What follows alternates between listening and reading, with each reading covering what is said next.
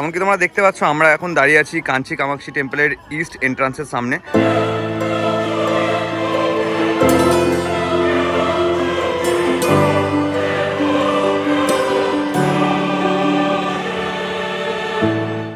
কাঞ্চি কামাক্ষী আম্মান টেম্পেলও একটা শক্তিপীঠ, বড় শক্তিপীঠ বলা হয়।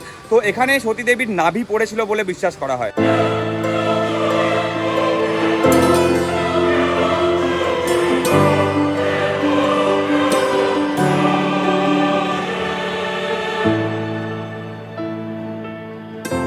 এখানে কাঞ্চি কামাক্ষী দেবীর একটা সোনার মূর্তিও আগে ছিল সবাই বলেন।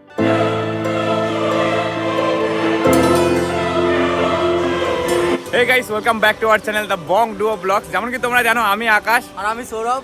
সো আজকে আমরা আবারও এসে গেছি আর একটা মিস্টেরিয়াস টেম্পল নিয়ে তোমাদের সাথে আলোচনা করতে। তো যেমন কি তোমরা থাম্বনেলে হয়তো দেখেছো আমরা আজকে এসেছি দ্য কাঞ্চি কামাক্ষী টেম্পল।